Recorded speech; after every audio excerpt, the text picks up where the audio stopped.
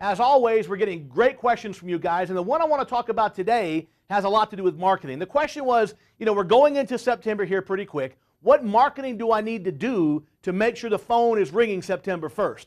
Well, the first thing I'll tell you is you should have asked that question last spring, right? Because we're coming up on September here pretty quick. The first thing to remember is that you have to be at least, 1/4 of the year, 3 months out of the year, ahead of your marketing plan. Gary Ellis recently, I was having a discussion with him. He's 6 months to a year out on his marketing plan. So in the big picture, the number one thing is right now in September, we should be planning for January's marketing. But having said that, we're up against September, and I know that you need some help, and I want to answer this question for you, but you got to remember the bigger picture. You have to be planning ahead. You got to be out 3 or 4 or 5 months. So here's the bottom line. If you're coming into September, we know that the market's going to cool down, right? We know things are going to get slower. Here's the one thing I want to say that you should keep in mind that has a lot to do maybe with more the sales side than the marketing, but it all ties in together. Here's what I mean. In the summertime, we're really, really busy, right? I mean, the weather's hot, customers are miserable, and a lot of times you're selling systems not because you're the best company, the cheapest company, but because you're the first one who can put it in for your customer. The problem with that is in our sales process, it's very, very easy to start cutting corners.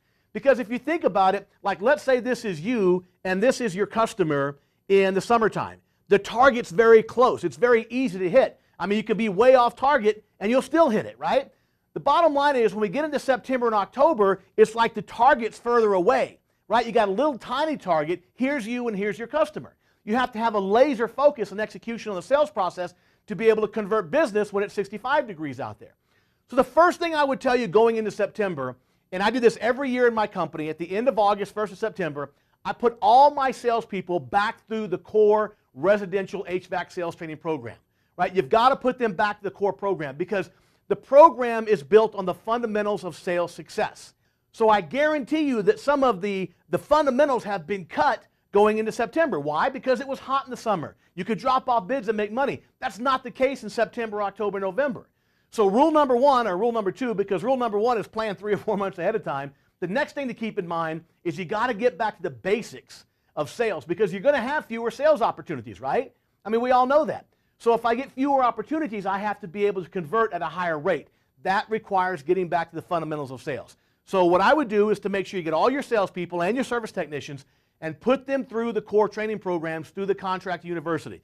They're all online. You have access to them. If you don't, you should get access to them and become a member because the training programs for your service technicians and your salespeople are going to be necessary to put them through again to make sure you have success when things slow down. Now, let's talk about the phone ringing. Number one, in the shoulder season, September, October, we have to make sure that we're really leveraging our service agreement customers, right? If you don't have service agreement customers, again, this goes back to planning ahead. You've got to be collecting those service agreement customers and having a real focus on getting service agreement customers throughout the year so that when September comes around, you have a lot of service calls. Well, now they're low revenue maintenance calls, but you get people in the house, right? It's the number one way to drive business in the slower seasons.